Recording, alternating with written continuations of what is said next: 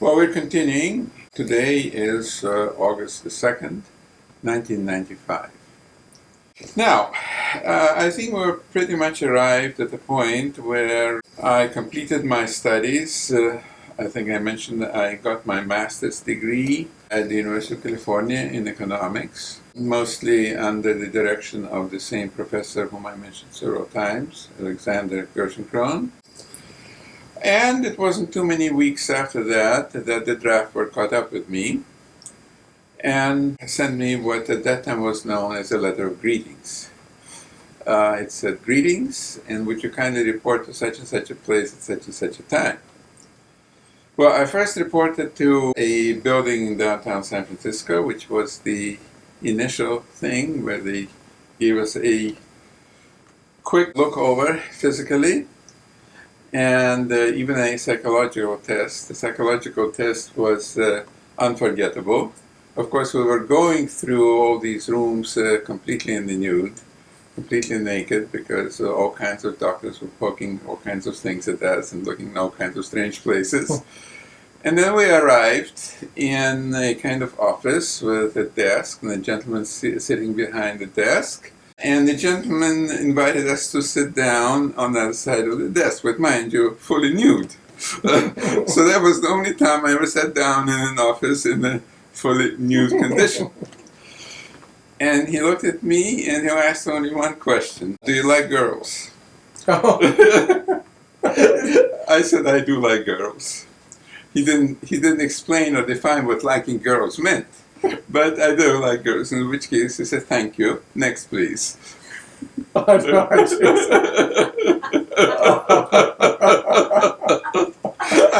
sure you can imagine. Shall I demonstrate the whole thing visually? No. I thought it was so funny, I almost cracked up.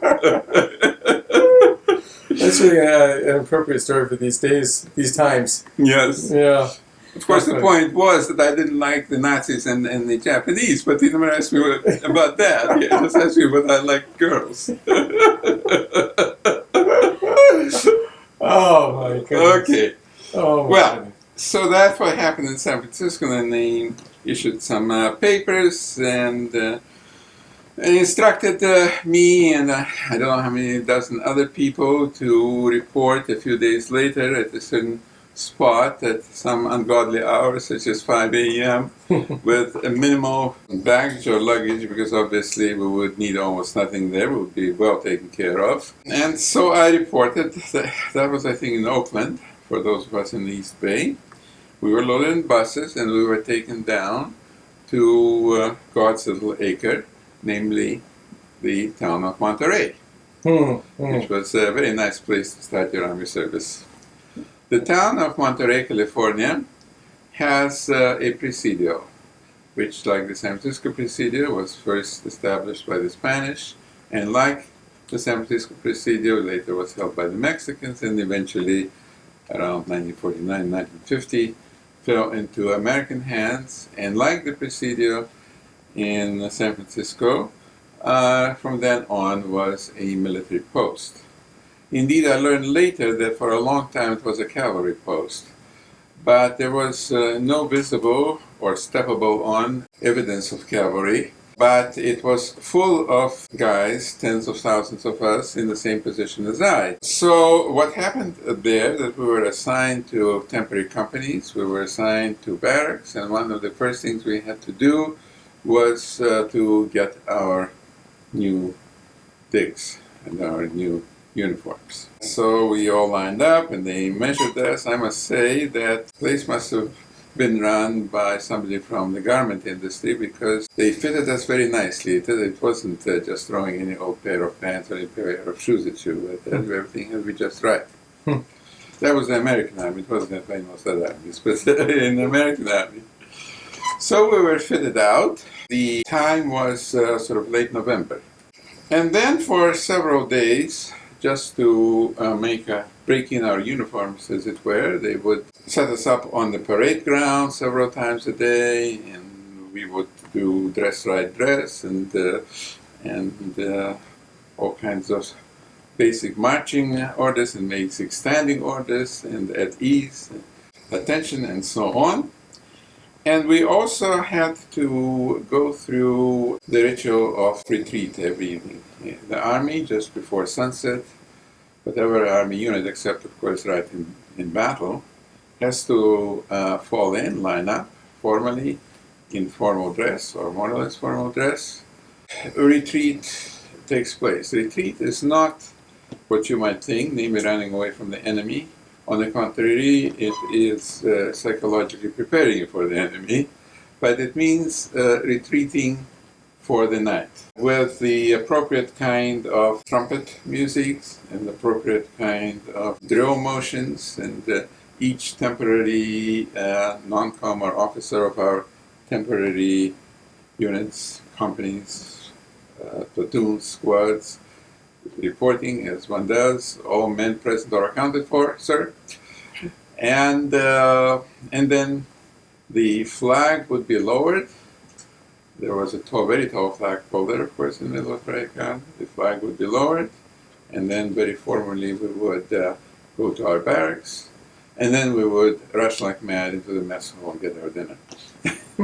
That lasted not too long. I don't think I was even as much as 2 weeks there, but it did give me a chance actually to spend a few hours in the town of Monterey and enjoy the beauty of it, which at that time included, of course, Cannery Row, since then disappeared.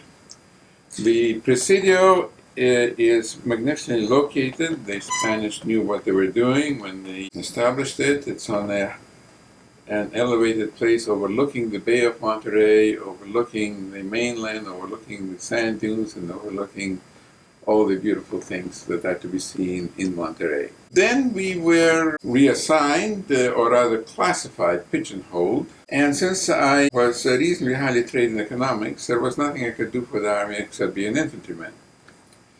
So I was assigned to go to basic infantry training. And once again we piled into buses, and we went down, not too far from Monterey, first inland towards Salinas, and then up the valley of the Salinas River to a place called Camp Roberts, which by that time was a huge establishment and one of the main infantry basic training centers on the West Coast, but even for that matter in the whole country. I don't know how many tens or hundreds of thousands of men being trained, with hundreds and hundreds of barracks all around the huge parade ground. And it was, on one hand, right off 101, and at the edge of something else, which made it a very good training center, namely the so-called Hunter-Liggett Reservation, which was a military reservation. Camp Roberts itself was quite large, I don't know how many square miles, but Hunter-Liggett Reservation, if you look at the map of California, is about the size of a large California national forest or national park. Between the Salinas Valley, which is the first major valley inland, and the shore. The shore, in that case, is the famous steep shoreline south of Carmel. Very beautiful, but we never got quite that far to see that shoreline. However, the Hunter-Liggett Reservation, because of its size and because of its topography and so on, made excellent material for military training. So every once in a while we would leave the camp, itself quite large, and march, sometimes we had to go far, truck, to the Hunter-Liggett Reservation, which incidentally, among other things, was a place of enormous natural beauty.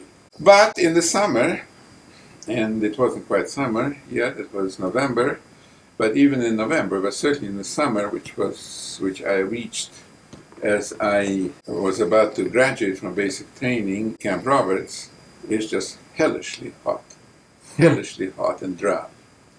So dry that after we washed out our fatigues, as we had to do quite often in a kind of communal tub, and fatigues are very heavy cotton, and hung them out to dry in the middle of the day. I don't think it took more than 10 minutes for them to be bone dry. They dried extremely fast. So as you might imagine, a lot of strenuous physical exercises we had to do in this heat was a little bit of a problem. And even in the winter. It's not a very rainy place, so it was still quite warm. This was 1943. November 1943 is when I went down to Monterey and down to Camp Roberts. And I know it was November because one of the first meals I had at Camp Roberts was the standard Army Thanksgiving dinner. And when the Army put on a Thanksgiving dinner, it put on a Thanksgiving dinner. They did not invite your mother to the Thanksgiving dinner, but boy, they put on all the trimmings. And I must say, even overseas, even under battle conditions, they would go to enormous lengths. And I don't know how many truckloads and shiploads and so on of turkey and stuffing that they brought over to the millions of men at the front to give you a turkey dinner. For morale purposes. Yeah. Because after all, most of us were young kids. I was one of the oldest ones because I was deferred to finish my master's, but mostly I was at that time obviously 22 already. And I think for morale purposes it was very important for them to sort of have a feeling of being home with mom and dad and eating turkey and stuffing and the cranberry sauce. No hard liquor though, no wine. The basic training lasted something like 3 months, which was basically, as basic training should be, basically a way of sort of breaking the civilian in you and making the soldier in you. You did not come out very skilled, but they sure killed the civilian in you fast enough. Yeah, what do you mean by that? Well, what I mean by that you learn to live by the clock, by the numbers, by the code, and so on, saluting, yes siring, and carrying out every order, however idiotic, however stupid, or however clever, but carrying out an order and carrying it out completely and immediately and timely and so on, of course, and all that. So there was this sort of thing, which included drill, which basic military code and basic military custom and behavior. It also included seeing a series of movies while we were fighting. Now, I'm sure for lots of those young kids, many of them from farms, there were so many farm boys in California at that time, why we were fighting was a necessary curriculum.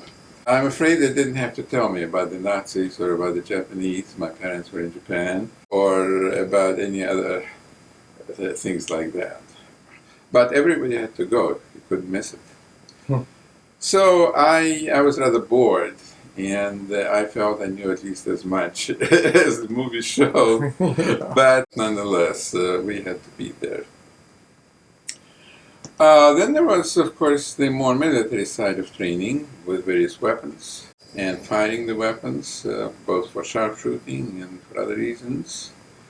There were such routine forms of training as lining up with a line of machine guns perpendicular to you on your left, and machine guns firing at targets about 100 yards away, tick, tick, tick, tick, tick, tick, tick, tick, and then you crawling under the machine gun fire, and if you forgot for a moment and lifted your head, that was the end of your fire.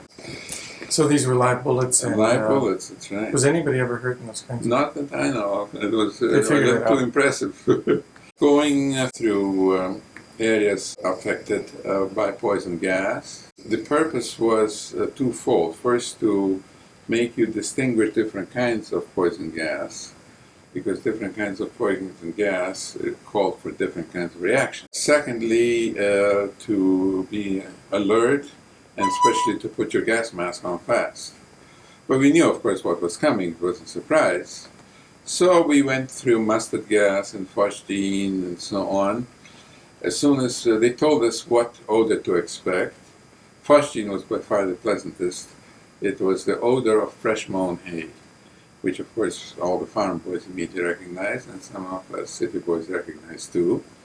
And then at that moment we pulled on our gas masks and sort of put our weapons on the ready, and then walked or ran as we were instructed to certain points out there, at where there was no more gas, and we took them off and so on.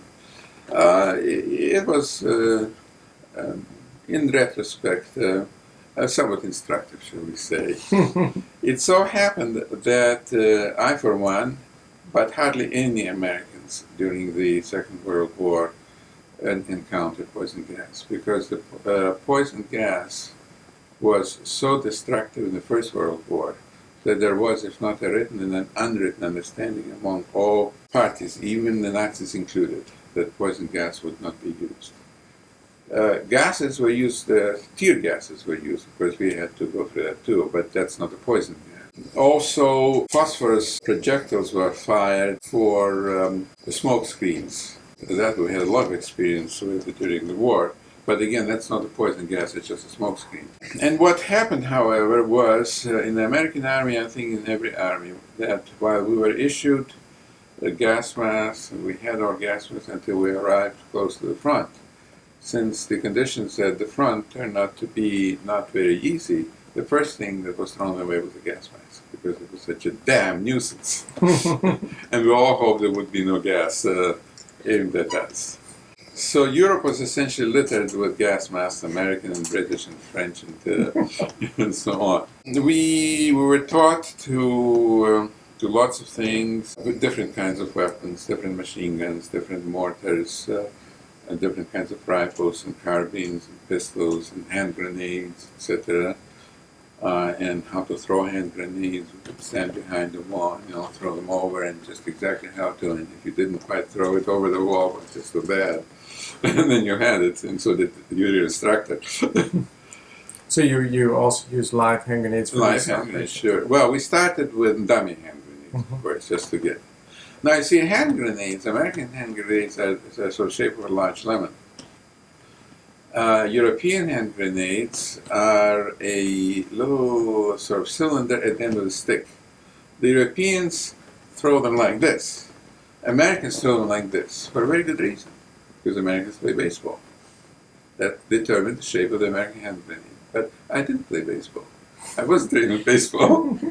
I could kick it because I was trained with soccer, or I could hit it with a bat because I was trained in cricket in the British school, but I wasn't trained in playing baseball. But anyway, You figured it out. Figured it out. After we mastered all these things, we were led to a model of a European town that was built there for in-town fighting, which is completely different, of course, from open fighting. And you have to take house after house and room after room and so on and so forth.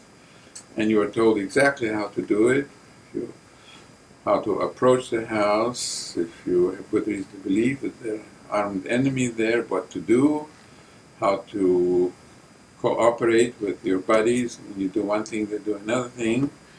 Somebody stands aiming the submachine gun at the door in case the others run out with some kind of weapon. And then somebody suddenly kicks out in the door and the third guy throws the grenade in, so that those inside have no time to react. An American grenade used to explode after 3 seconds after thrown. So you have to do very fast, or else you'll be the victim. You pull a pin, right? You pull a pin. You hold it in the hand that you used to throw, whether right or left. You pull a pin. What you're holding is that handle. The pin attached to the handle. Once you pull the pin, the handle is thrown off by a spring, and that detonates the grenade. There is a slight timer arrangement there, so it will take 3 seconds before it explodes, and that's it. And you're darn sure you hold the grenade and don't let it go.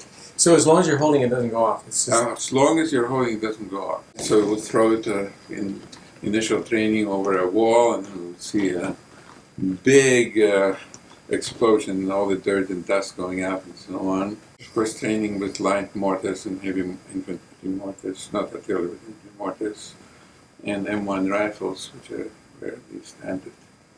They were semi-automatic. You didn't have to reload them as you did in World War I. The explosion of the powder in the cartridge, which expelled and propelled the bullet itself, right, also then was diverted through a second tube back to the mechanism to reload. That was called a semi-automatic rifle. We're taught, of course, what to do with a trigger, not pull it but squeeze it, how to use machine guns, and so on and so forth. We got quite a bit of bayonet training, and I want to warn all sundry who hear this presentation of mine not to mess with me. We had quite a bit of bayonet training. We had a certain amount of sort of jiu-jitsu type hand-to-hand training. We had lots of skill training, such as crossing crevices or streams on logs, or if there was no log, how to fell a log and then how to cross it. So we were trained in that. We trained to cross streams or gullies or whatever by swinging from one tree to a tree across, like monkeys.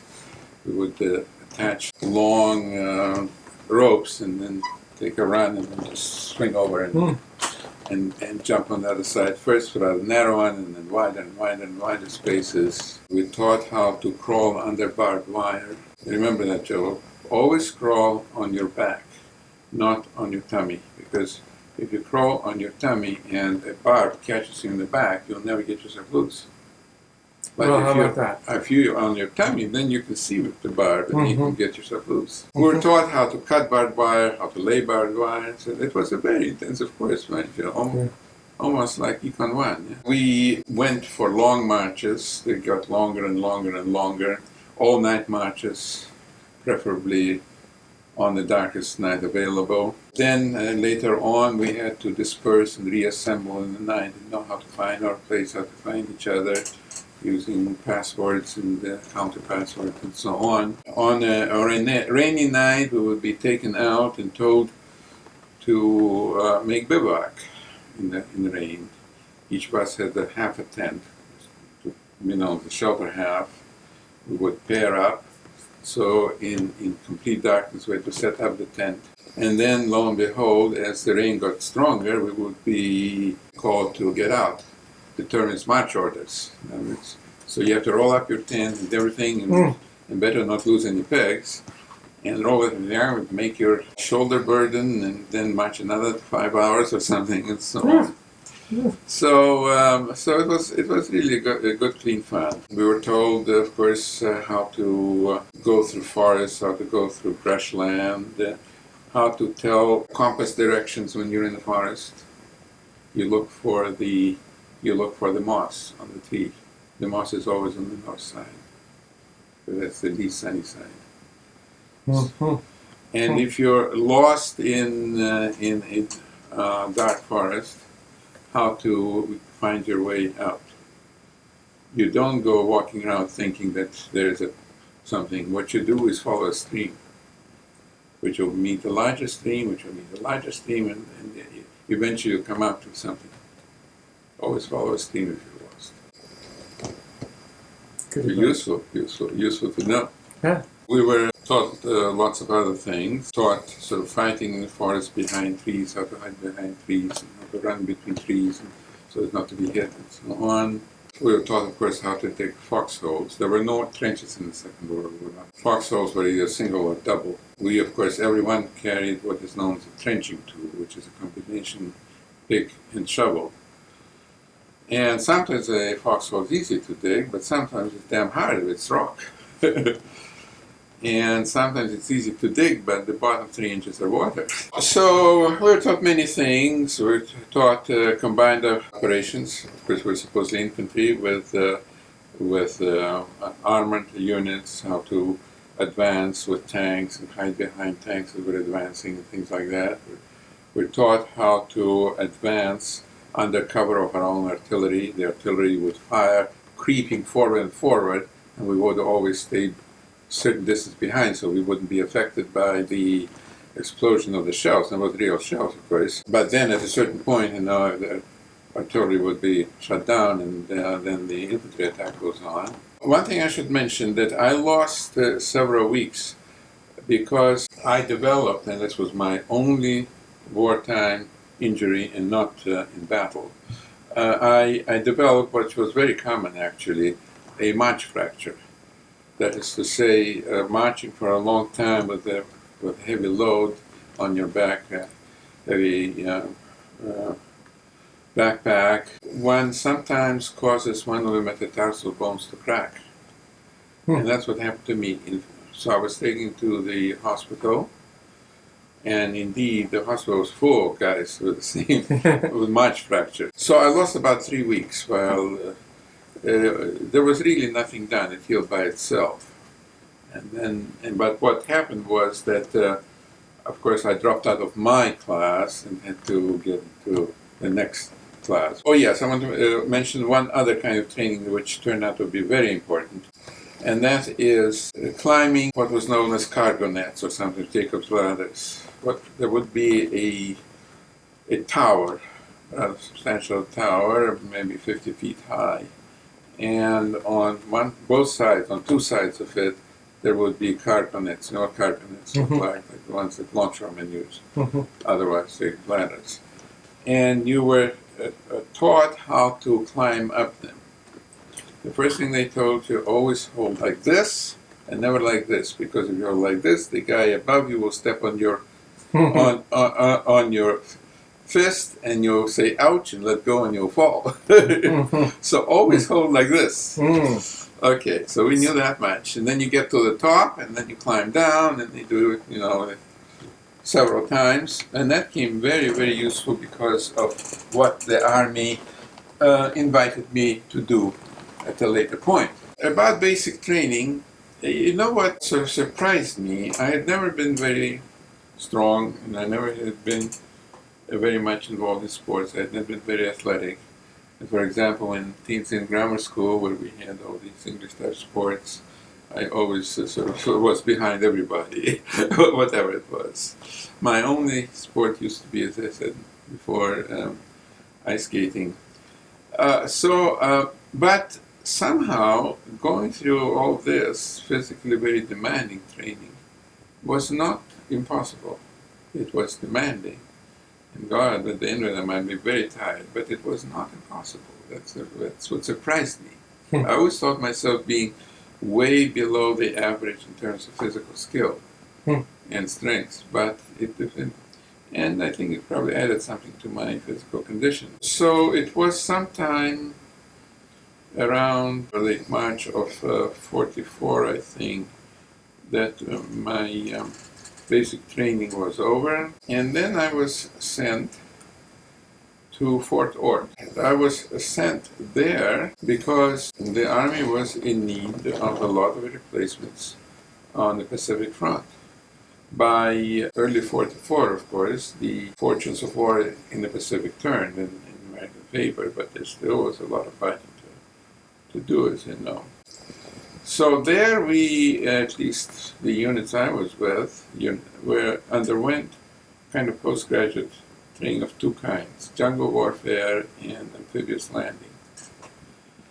The jungle was a chaparral brush on the hills above and behind Fort Ord. It wasn't exactly your rainforest.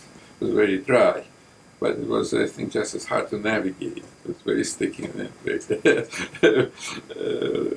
very scratchy and so on. And so we would do jungle training there, and we taught us whatever the American Army knew how to do it. The other was a little more interesting, and that was landing on the Pacific shore there. You may remember that there are very tall sand dunes between Highway 1 and the sea and the ocean right by Fort Ord, very high sand dunes. Now, the inner side, the east side of sand dunes, was very handy because it was one long firing range. We would shoot into those dunes without hurting anyone. So we did a lot of firing practice there, shooting into the dunes, but of course the targets. But then what we would also do, we would be fully equipped and go out on landing craft, by which time the United States Army and Navy had perfected that. They had ramps high ramps that first protected you against enemy fire as you were approaching the land. They were quite heavy. And then when the landing craft hit the beach, of course the ramp was slightly lowered, and then you were taught what to do. Immediately disperse, and immediately do this, immediately do that, and if you happen to be a mortar man, then immediately dig in your mortar, and so on and so forth. And then we also would have to go on and advance, and that was the hardest thing. In the heat, as frequently was the case, with a very heavy backpack, climb up to the top of those damn sand hills. Now that was a job, I could assure you. That was a job. And then establish a position there, dig yourself in, set up your machine gun, and whatnot. That was a job. But this being the Army, I never got to practice what I learned at Fort Ord. You see, I arrived there sometime, I think, in March. On June 6, 1944, of course, took place the Normandy landing. Suddenly, the Army's manpower requirements changed. They found out that some of the people there knew some European languages. Obviously, the call went out from Washington, get all the guys, wherever they are, know some European languages, and send them. A group of us was sent. We took a long train across the country. We went to Camp Shanks in New York, along the Hudson, which was the staging area for transfer to Europe. And we stayed there not very long, about a week. And then we went down to the port of New York, were loaded in troop ships as infantryman replacements. By that time, fortunately, we had control of the ocean. A couple of years earlier, the chances were probably 3 out of 4 that you would have been sunk. And we arrived at Liverpool. It was broad daylight. And I looked at my watch, it said 11, but it didn't seem right, because it was 11 p.m. Britain during the war had double daylight time. So it was still broad daylight when we arrived at 11 p.m. Then we were transported to a place called Westminster, a town close to the city of Bath. And lo and behold, I was able to wheel a day's leave to Bath. This was the first time I ever set foot on the Diamond Islands, set in the Silver Sea or something like that. So I went to Bath, and Bath is a beautiful town. It was, of course, a bath, a hot springs resort, but very, very beautiful layout. And then another few days we were taken down by train to Southampton and loaded on ships. That was early August. The initial landing in Normandy took place just about 2 months earlier. And fortunately for me, fighting had moved considerably inland. We landed on Omaha Beach. We were loaded on troop ships, but they couldn't come too close to the beaches of Normandy. What we had to do was climb down the cargo nets into the landing gear. Where did you leave from when you left England, actually? Southampton. So we climbed down into the landing craft. Fortunately, we didn't have to land under fire. At that time, the Allied armies had already advanced some distance into Normandy, but they had not yet broken out from the big beachhead. So the fighting was not too far away. I remember landing on Omaha Beach and walking up a trail, going up those steep cliffs that we've all seen in pictures. And when I got to the plateau, I and those with me were greeted with a sight we didn't quite welcome, and that is a huge military cemetery. Those who perished were buried there. And there was also a cemetery for Germans there, and German prisoners of war were working in these cemeteries.